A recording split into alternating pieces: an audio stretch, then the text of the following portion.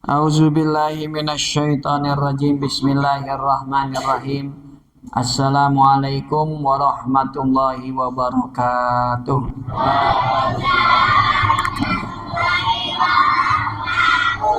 Alhamdulillahi rabbil alamin. Wassalatu wassalam ala asyrafil anbiya'i wal mursalin, habibina wa syafi'ina wa maulana Muhammadin wa ala alihi wa ashabihi wa man tabi'ahum bi ihsanin ila yaumiddin.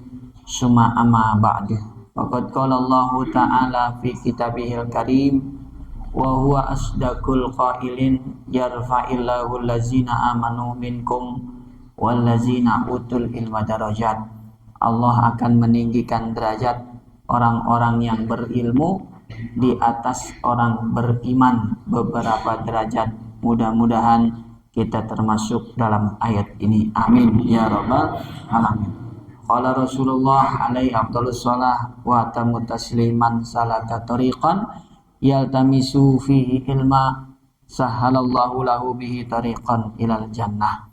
Shadaqallahul azim wa shadaqa rasuluhul karim. Yang sama-sama kita hormati dan kita cintai karena Allah, tokoh masyarakat kita, para asatiz, para hujaj, para sesepuh, bapak haji, ibu haji, para orang tua yang mohon maaf tak dapat disebutkan namanya satu persatu, namun tidak mengurangi sedikit pun rasa hormat dan mahabbah kami kepada beliau-beliau. Khusus yang barusan saja membuka taklim kita, Bapak Haji Abdullah, dan Pak RT kita Bapak Nur Hadi.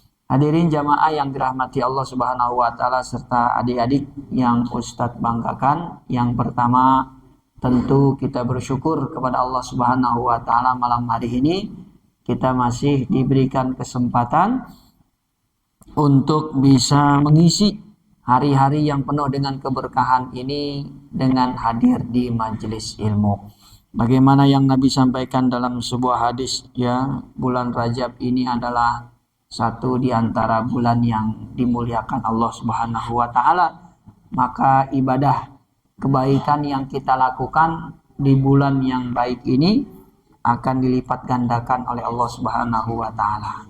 Hadirnya kita malam hari ini di bulan yang berkah, insya Allah pahalanya lebih banyak, ya, lebih berlipat dibandingkan kita hadir di majelis di bulan-bulan sebelumnya. Mudah-mudahan apa yang selalu kita minta di bulan Rajab ini, memohon kepada Allah agar diberikan keberkahan, berkah anak kita, berkah harta kita, berkah amal ibadah kita, berkah ilmu kita dijabah oleh Allah Subhanahu wa taala. Amin ya rabbal alamin. Yang kedua, tidak lupa kita berselawat dan salam buat Nabi kita Muhammad sallallahu alaihi wasallam, keluarga, sahabat serta pengikutnya yang setia hingga akhir zaman. Malam hari ini saya akan menyampaikan satu hadis. Isi hadisnya berupa doa memohon perlindungan kepada Allah agar kita terhindar dari musibah, terutama musibah gempa bumi, ya. Hari ini kita mendengar saudara-saudara kita yang ada di Turki, ada 4. Turki, Libanon, Suriah, Yordan. 4, ya, karena mereka berdekatan, ya. Turki, Libanon, Suriah, Yordania, ya. Hari Senin kemarin Allah uji mereka dengan musibah gempa. Hari ini saya baca tadi beritanya, korbannya sudah sampai 8.000. Ya Allah, luar biasa. Bahkan pengaruh gempa tersebut sampai ke Eropa, ke Italia, ya. Beginilah Allah Subhanahu wa taala dalam kehidupan di dunia ini. Kadang-kadang Allah kasih kita nikmat, kadang-kadang Allah kasih kita musibah. Siapa yang ingin Allah berikan keselamatan, Allah kasih. Siapa yang ingin Allah tidak berikan keselamatan, juga Allah hak. Allah Subhanahu wa taala. Makanya malam hari ini saya mau bahas satu doa agar kita baca, ya. Mudah-mudahan dengan kita baca doa ini, ya, terhindar kita dari segala musibah.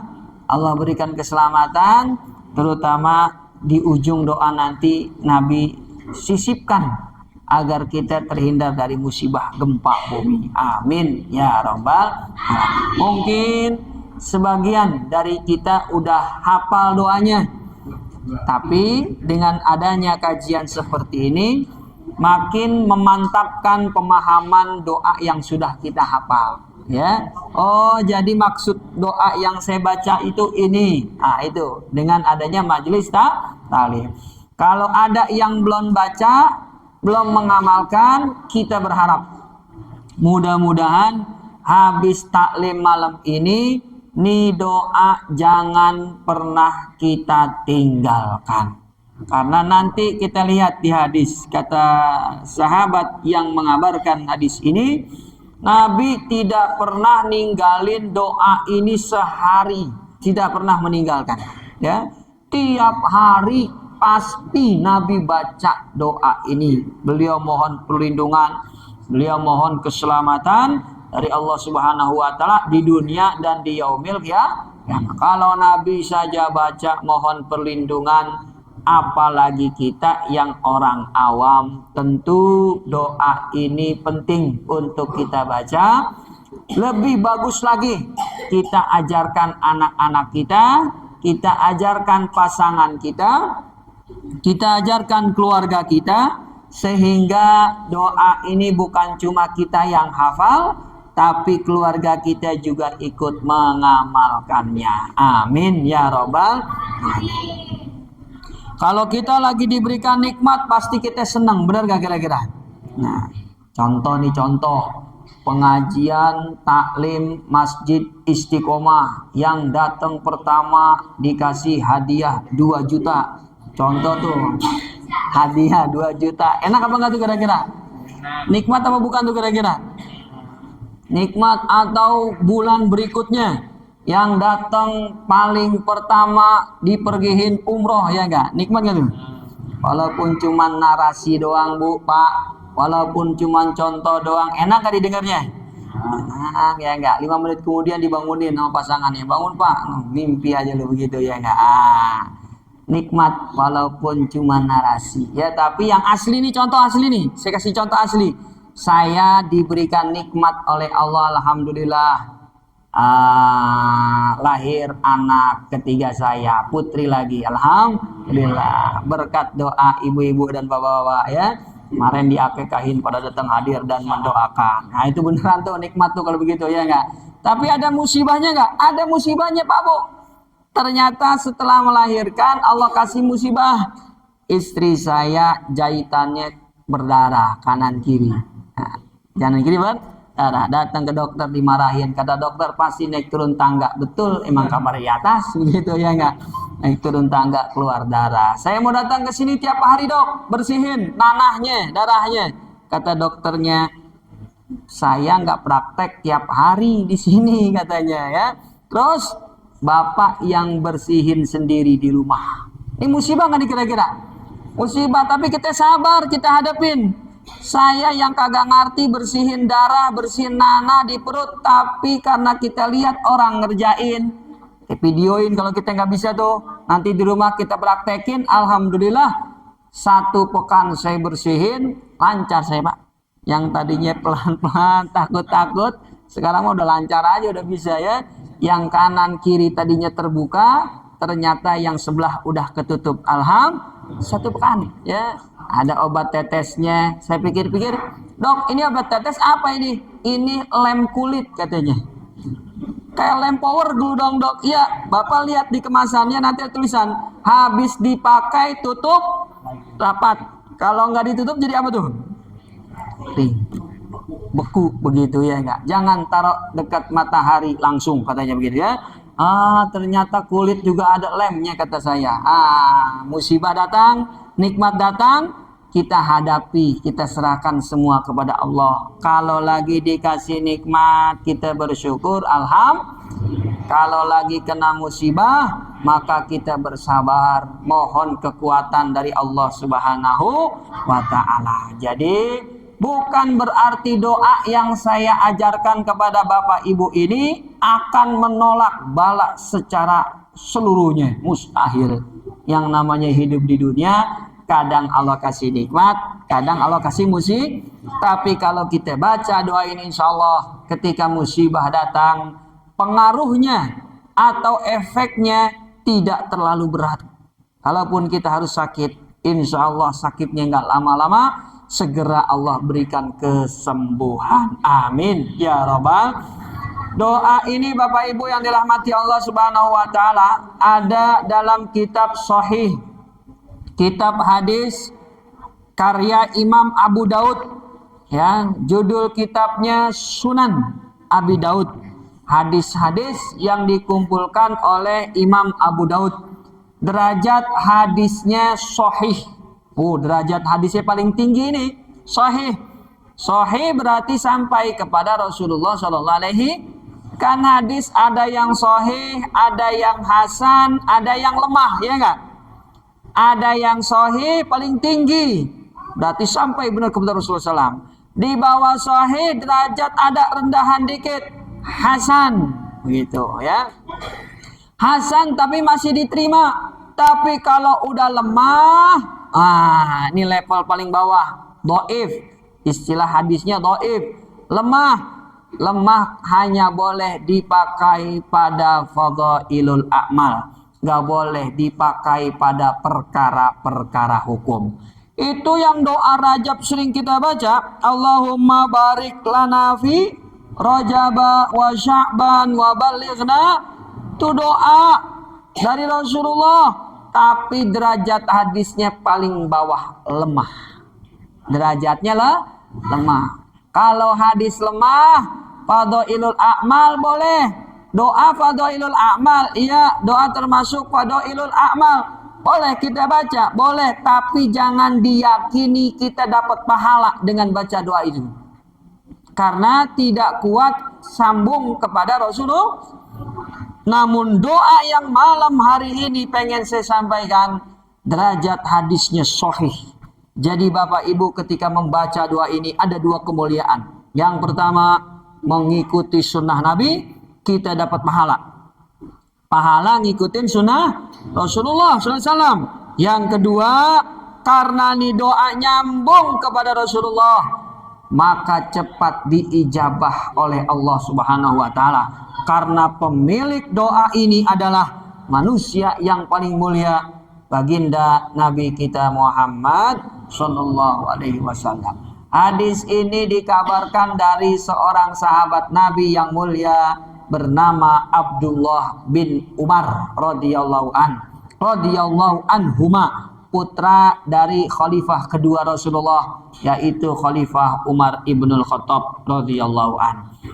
Ibnu Umar cerita, lam yakun Rasulullah sallallahu alaihi wasallam yada' hazihid da'awat. Di awal hadis kata Ibnu Umar, Nabi gak pernah tinggalin doa ini. Fis sobahi wal masa. Tiap datang pagi, tiap datang sore, Nabi gak pernah tinggalin doa-doa ini. Jadi doanya berisi banyak nih Pak Bu. Kalau kita hitung satu-satu nanti ada 15 proposal yang Nabi ajukan. Kata Ibnu Umar, nih 15 proposal Nabi nggak pernah tinggalin. Pagi baca sekali, sore baca sekali.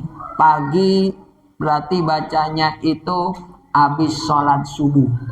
Habis sholat subuh baca doa ini angkat tangan. Sore habis sholat asar.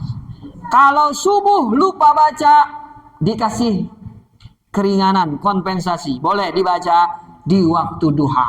Tapi kalau udah zuhur, udah nggak bisa dibaca doa ini. Sore habis asar boleh. Molor dikasih kesempatan sampai ba'da maghrib. Boleh nih sekarang. Nanti kita baca bareng-bareng doanya ya. Masih kesempatan. Tapi kalau sudah isya berkumandang, sholat isya berjamaah, baca doa ini udah nggak dapat sunnah. Karena Nabi bacanya pagi dan sore. Silakan pilih, mau habis subuh, habis duha, habis ma'asar, atau habis maghrib. Doa tidak pernah ditinggalkan oleh Rasulullah SAW. Isi doanya, Allahumma inni as'alukal afiyata fid dunya wal akhirah. Allahumma inni as'alukal afwa wal afiyata fi dini wa dunyaya wa ahli wa mali. Allahumma astur aurati wa amin rawati. Allahumma hafazni min baini yadayya wa min khalfi wa an yamini wa an shamali wa min fawqi wa a'udzu bi azamatika an ughtala min tahti. Itu di ujung tuh, agar saya selamat dari musibah gempa. Dah, apa belum doanya Bapak Ibu? Belum apa? Baru tumben. Ya, baik, saya bimbing, mohon izin. Saya bimbing, semua kita baca. Mudah-mudahan ya kita terhindar dari musibah gempa. Amin ya Rabbal. Bismillahirrahmanirrahim. Allahumma inni as'alukal afiyah fid dunya wal akhirah. Allahumma inni as'alukal afwa wal afiyata fi dini wa dunyaya wa ahli wa mali. Allahumma astur aurati wa amin rawati. Allahumma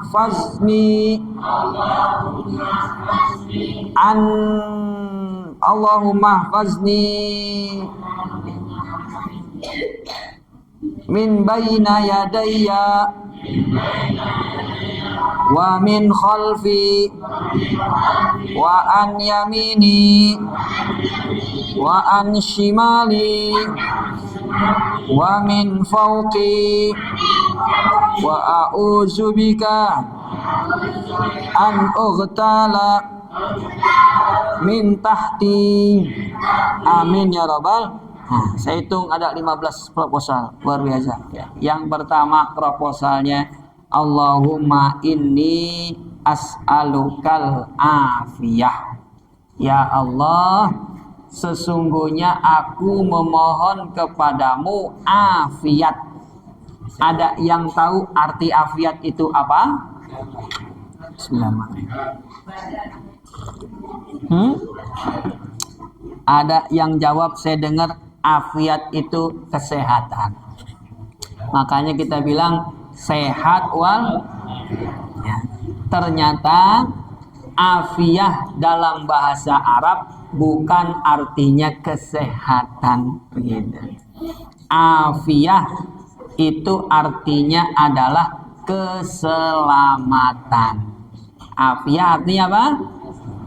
Makanya Nabi pernah doain afiat buat orang-orang yang udah dikubur.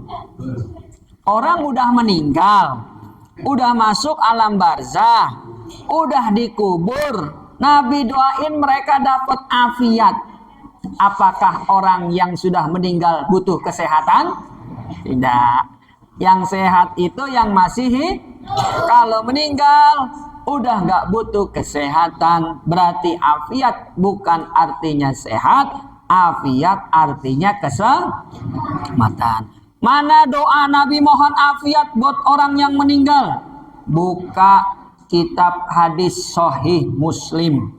Di situ Nabi berdoa buat orang yang sudah meninggal.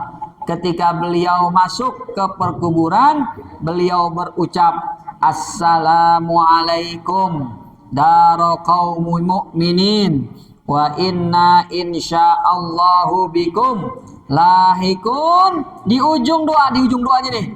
Ini jarang kita baca nih. Ini Sahih Muslim nih. habis ngucapin salam tadi tuh, salam keselamatan buat kalian ahli kubur, ya. Insya Allah kami yang masih hidup nanti akan menyusul, kan begitu artinya.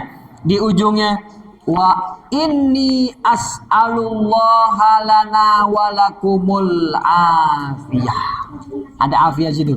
Dan aku, kata Nabi, memohon kepada Allah agar semua kita nih yang masih hidup maupun kalian yang sudah meninggal diberikan afiat. Jadi afiat itu artinya apa tadi? Keselamatan. Proposal yang pertama Nabi minta, ya Allah, sesungguhnya aku berarti semua kita harus hafal nih ya. Saya nggak ulang lagi maksudnya ya. Sesungguhnya aku memohon kepadamu, berikanlah afiat pada dua. Yang pertama fid dunya, yang kedua wa fil akhirah. Berikanlah keselamatan di dunia dan keselamatan di yaumil akhir. Nabi minta dua. Yang pertama selamat dunia, yang kedua selamat Selamat dunia berarti diartikan kita terhindar dari musibah dan bencana, ya. Selamat akhirat berarti kita terhindar dari azab kubur, kita terhindar dari sempitnya alam barzah, kita terhindar dari bencana yang akan datang nanti di hari akhir ketika kita dikumpulkan di padang mahsyar. Itu maksud proposal yang kedua. Fid dunya wal akhirah, diberikan keselamatan dunia maupun akhirat. Yang jadi pertanyaan, para ulama hadis mengkaji, ini kenapa Nabi duluin dunia daripada akhirat? Bukankah kata Allah, walal akhiratu khairul laka minal ula, kata Allah. Bukannya kata Allah di Al-Quran akhirat lebih utama daripada dunia? Kenapa kok Nabi doanya dunia dulu baru akhirat? Kenapa Nabi mintanya selamat dunia dulu baru selamat akhirat? Terbalik apa enggak tuh kira-kira? Jangan-jangan terbalik ini ulama hadis. Ternyata tidak. Memang betul Nabi duluin selamat dunia, selamat akhir. Apa rahasianya? Karena orang yang diberikan keselamatan dunia, dia bisa tenang beribadah. Dengan dia tenang beribadah, dia menjalankan ketaatan, dia ninggalin kemaksiatan, maka dengan itu dia akan mendapatkan keselamatan akhirat. Mereka-mereka yang memakan harta milik anak yatim, mereka yang memakan harta milik orang lain, mereka yang mematok warisan keluarganya, saudaranya yang bukan miliknya, itu dia tidak diberikan keselamatan di dunia, sudah pasti tidak akan selamat nanti di yaumil kiamah. Makanya Nabi duluin dunia. Selamat di dunia artinya mudah melakukan yang wajib-wajib dan juga meninggalkan yang haram. Barulah dengan modal selamat di dunia dengan beribadah, di akhirat juga kita diberikan keselamatan. Itu rahasianya. Kenapa selamat dunia lebih diduluin daripada selamat akhirat. Proposal yang ketiga, Allahumma inni as'alukal afwa. Ya Allah, aku memohon kepadamu afwa. Afwa itu hampir sama dengan afiyah, Pak Bu. Ya. Jadi afiyah itu dari 3 huruf, ain, fa, wau. Jadi afiyah. Afwun juga dari 3 huruf, ain, fa, wau. Begitu, mirip. Kalau afiyah tadi keselamatan, kalau yang ketiga afun ini diartikan hapus. Afun itu artinya hapus. Apa yang dihapus? Dosa-dosa dan kesalahan kita. Kita memohon kepada Allah, ya Allah, memang kami ini jauh dari kesempurnaan, banyak dosa dan kesalahan yang kami lakukan, maka kami mohon kepadamu, hapuslah kesalahan-kesalahan tadi, izinkanlah kami bertaubat kepadamu, taubatan nasuh. Nah, itu proposal yang ketiga, memohon. Jangan sampai ada dosa, ada catatan keburukan yang masih tertulis di kitab catatan amal kita. Nanti di yaumil qiyamah kitab itu akan diberikan oleh Allah Subhanahu wa taala. Kita berharapnya apa? Di kitab tersebut catatan dosa sudah dihapus oleh Allah Subhanahu wa taala. Namun biar kata udah dihapus, Pak Bu, kita bertobat, dosa kita dihapus oleh Allah Subhanahu wa taala. Padahal malaikat ada yang nulis tuh. Ada malaikat yang nulis amal perbuatan kita. Cuma kitanya aja yang salah nyebut nama malaikat. Kita bilang malaikat yang nyatet kebaikan. Malaikat siapa namanya? Malaikat Raqib. Kata kita gitu ya. Malaikat pencatat keburukan namanya malaikat. Salah paham. Raqib Atid itu bukan nama malaikat. Raqib Atid itu tugas malaikat. Raqib ngawasin, Atid nyatet. Baik yang di kanan ataupun yang di kiri, tugasnya dua.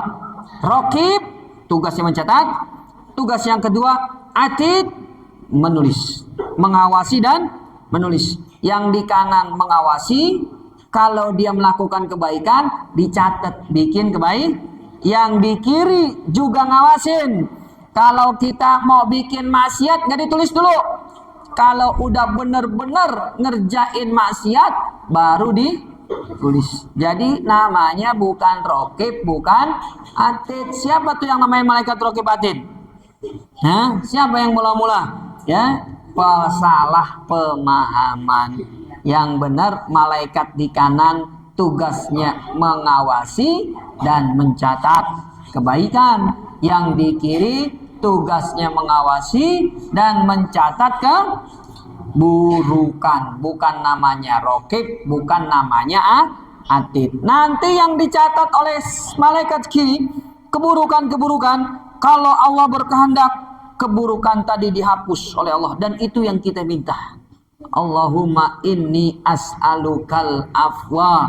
Ya Allah, hapuslah keburukan-keburukan yang sudah saya kerjakan sepanjang hidup ini.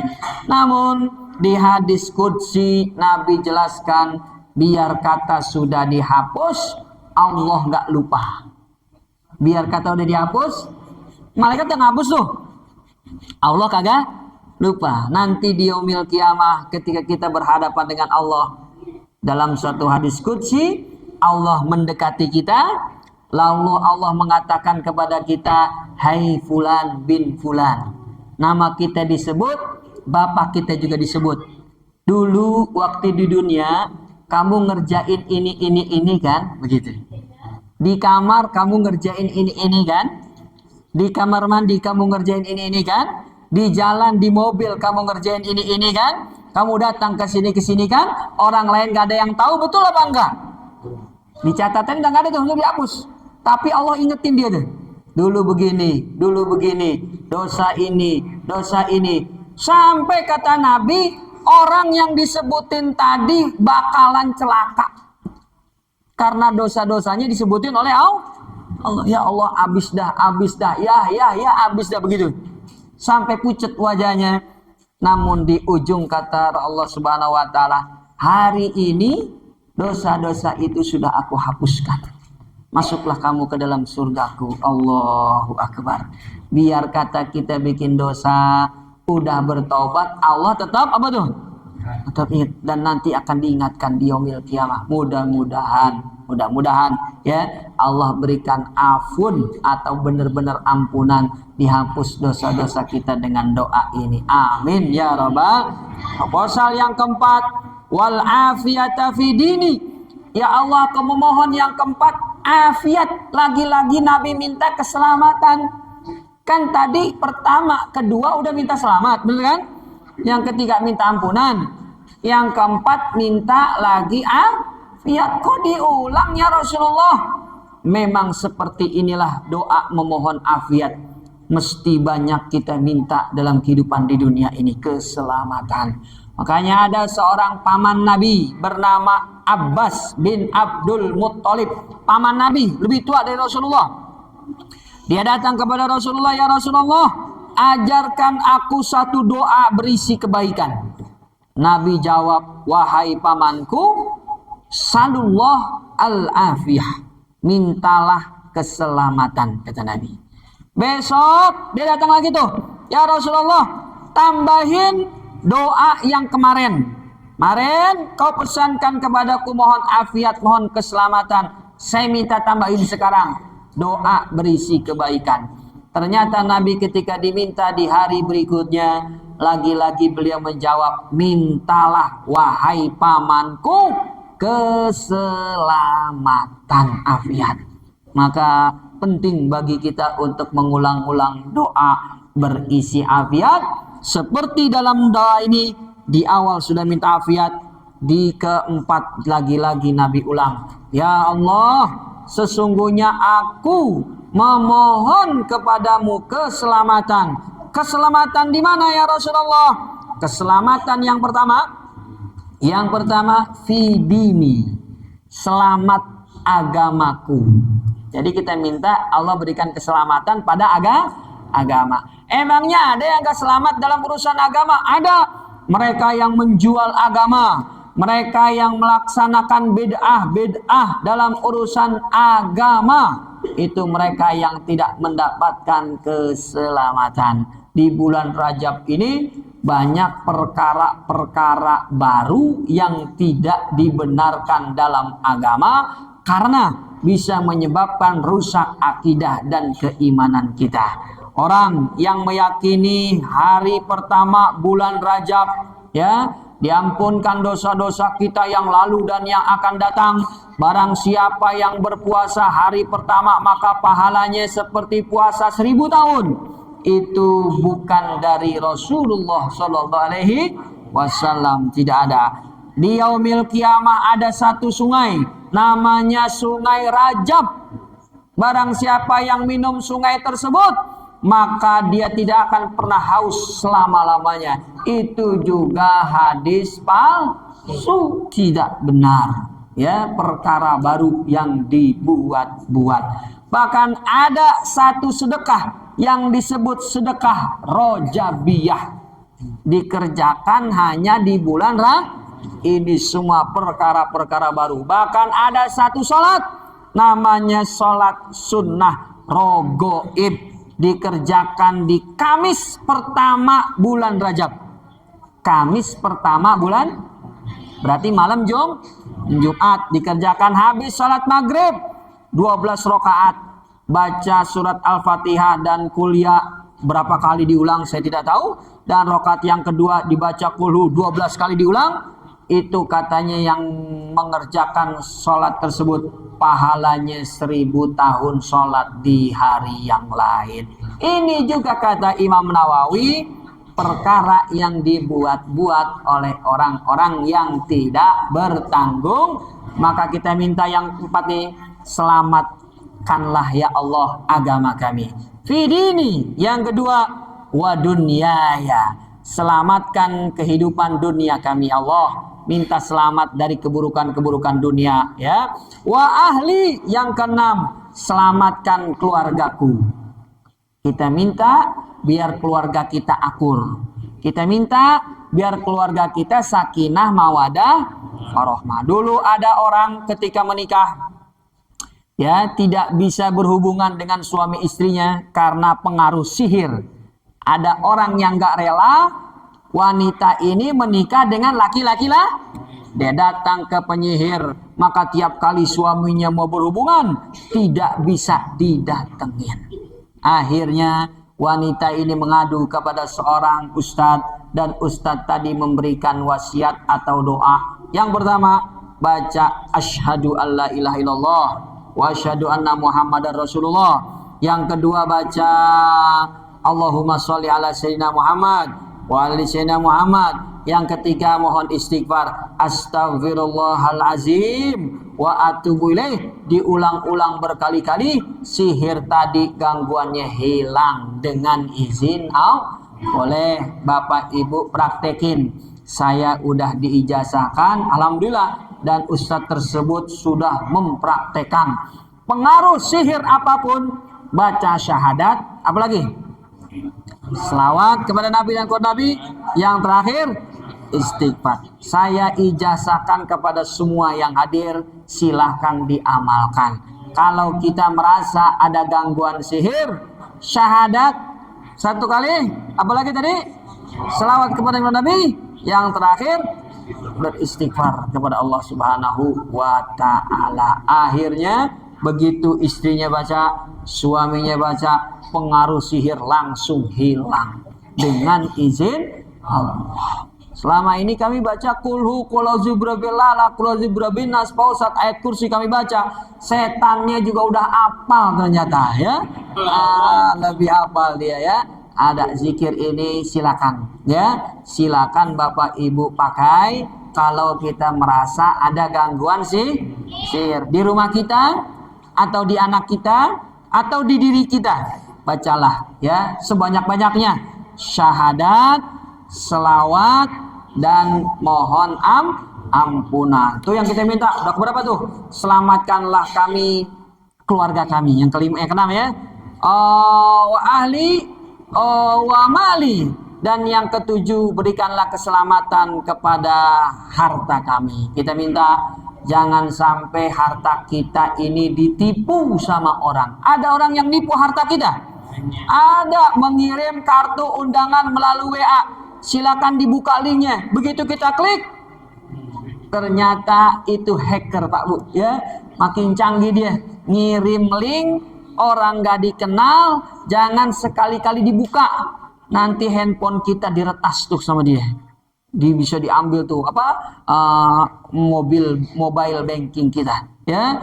Kalau ngirim link orang kita nggak kenal, jangan dibuka. Allahu Akbar. Orang udah modelnya macam-macam, nipu harta orang lain dengan cara-cara yang luar biasa ya. Maka kita memohon nih yang ketujuh, berikanlah keselamatan pada harta kami ya Allah ya. Yang ketujuh. Yang kedelapan, Allahumma stur aurati, tutuplah auratku. Tutup aurat, aurat ada dua, aurat zohir, aurat batin. Aurat ada dua, aurat zohir minta ditutupin, aurat batin juga minta. Aurat zohir yang mana? Yang nampak ya. Kalau wanita auratnya seluruh tubuhnya kecuali wajah dan telapak tangan ya. Kita minta ya Allah, tutupkanlah aurat kami, aurat zohir. Dan yang kedua, tutupkanlah aurat batin. Aurat batin tidak lain adalah kemaksiatan. Kita minta ditutupi oleh Allah Subhanahu wa ta'ala. Itu yang keberapa tuh udah tuh? 7, 8 ya enggak? Nah, kemudian memohon wa amin rawati. Yang kesembilan, ya Allah, berikanlah rasa aman dari ketakutan. Jadi sempurnanya afiat, sempurnanya keselamatan itu dua. Yang pertama ditutupin aurat kita, dan yang kedua diberikan rasa. Makanya ada hadis kata Rasulullah, man bata fi yaumi mu'afan fi badani aminan fi sirbihi. Siapa yang Allah kasih selamat badannya, rasa aman di hari itu, faqad huyizat lahu dunya wa ma fiha, maka dia sudah diberikan kenikmatan dunia seluruhnya kata Rasulullah. Maka ini kesempurnaan afiat ada dua. Yang pertama kita minta ditutupin apa tadi itu? Aurat kita yang zahir dan yang batin. Yang terakhir Allah berikan rasa aman. Udah berapa tuh? 9, 10 ya. Sisanya Allahumma fazni min baini yadayya. Ya Allah, berikanlah keselamatan kepadaku dari depan, wa min khalfi, dan yang kedua selamat dari arah belakang, wa an yamini, dari kanan, wa an syamali atau shimali, dari sisi sebelah kiri, wa min fauqi, dari atas dan di ujungnya kata Rasulullah, wa a'udzu bi azomatika. Ini agak beda nih. Giliran yang dari bawah lapasnya agak, kalau tadi kan cuman berikanlah perlindungan dari depan, belakang, kanan, kiri, atas. Tapi giliran dari bawah, lapas doanya sedikit berbeda. Ya Allah, aku mohon perlindungan dengan sifatmu yang besar, yang agung. Jadi Allah punya sifat azim. Kita minta dari sifat yang azim tadi, an ughtala min tahti, jangan sampai kami terpelosok ke dalam perut bumi. Artinya terhindar dari bencana gempa. Ini adalah doa yang diajarkan Rasulullah SAW. Mudah-mudahan kita bisa hafal dan kita amalkan dalam kehidupan sehari-hari. Wallahu a'lam bishawab. Ada yang mau tanya? Silakan.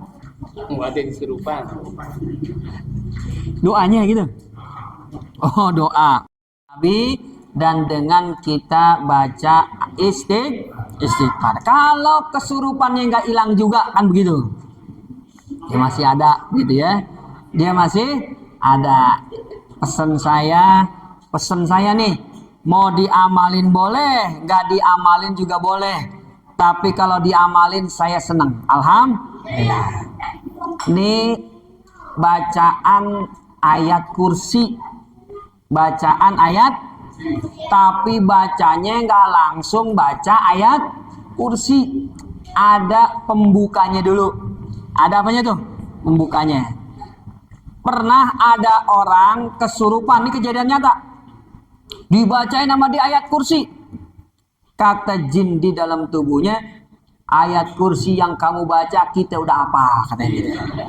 Mau 100 kali baca juga kita nggak bakalan kabur. Dapatlah ilmu dari seorang ulama, seorang alim. Kalau mau baca ayat kursi, jangan main asal baca, katanya begitu. Saya diijazahkan yang pertama baca Fatihah, ya, namanya ini apa ya? Mohon keberkahan Fatihah buat Rasulullah, begitu ya. Fatihah yang pertama buat Allah. Fatihah yang kedua buat, ya ini kan saya ya. Kalau Bapak Ibu mau pakai silakan ya.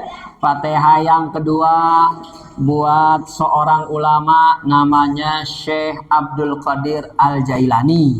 Fatihah yang ketiga buat murid beliau yang terkenal namanya Syekh Ahmad Al-Baghdadi. Namanya siapa? Syekh Ahmad Al-Baghdadi. Kemudian baru baca ayat kursi. Jadi kita nempel kepada Syekh Abdul Qadir Al-Jailani dan muridnya Syekh Ahmad Al-Baghdadi, baru baca ayat kursi, begitu. Baru baca ayat kursi, insya Allah jinnya kabur sambil dipijit-pijit. Apa?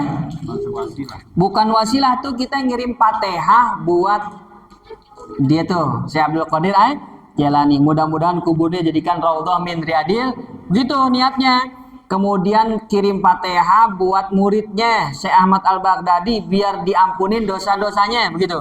Boleh nggak kita bacain Fatihah buat orang yang meninggal? Boleh. Buat Rasulullah, karena kebaikan semua bersumber dari Rasulullah. Semua kebaikan bersumber dari Rasulullah. Maka Fatihah yang pertama buat siapa dulu tadi tuh? Yang kedua buat, yang ketiga buat, kalau saya yang baca sih saya tambahin buat bapak saya Muhammad Jamil Ilyas, begitu ya enggak. Baru setelah itu baca ayat kursi, saya jamin ibu bapak belum sampai jinnya udah kabur, insya Allah. Baca aja dari rumah ya. Pak, ada yang kemasukan. Di mana orangnya? Nggak usah tolongin. Baca dari rumah tuh. Udah mulai Fatihah, baca dulu ya. Insya Allah belum sampai juga jinnya udah kabur, insya Allah. Kalau jinnya belum kabur berarti dia lebih tinggi lagi, Pak. Ya, ada lagi bacaan yang lainnya. Orang surupan. Surupannya jinnya dari Banten. Ketika kita bacain ya, surat tadi Ayat kursi. ayat kursi. Hmm. Dia bilang salah kamu bacanya. Iya. Jinnya bilang gitu. Ya, dia sudah menjatuhkan kita dulu gitu ya. Jadi dengan makhluk halus itu main kuat-kuatan mental gitu. Kalau kitanya kalah, ya udah dia senang. Gitu. Kalau kitanya kuat, dianya kalah, gitu ya. Kita harus yakin bahwa bacaan ini ya bisa mengalahkan makhluk-makhluk tadi tuh yang gak bagus. Kalau kita baca kitanya nggak yakin, ya begitu jadinya. Cahayanya, nurnya kagak ada, ya. Kalau dia belum keluar, pijit-pijitin tuh, benar kata PT. Apa tuh tulang-tulang ini nih, kan ada tulang tuh patah-patahan. Tuh mereka biasa bersembunyi di situ, pijit-pijit. Kalau dia teriak, berarti di situ bacain terus. Nah, nanti dia pindah lagi kemana? Sampai teriakan terakhir nanti dia akan keluar. Gitu. Bisa keluar lewat kaki, bisa lewat tangan, bisa lewat kepala, gitu ya. Jadi kita bacain. Kalau punya air zam-zam, cipretin.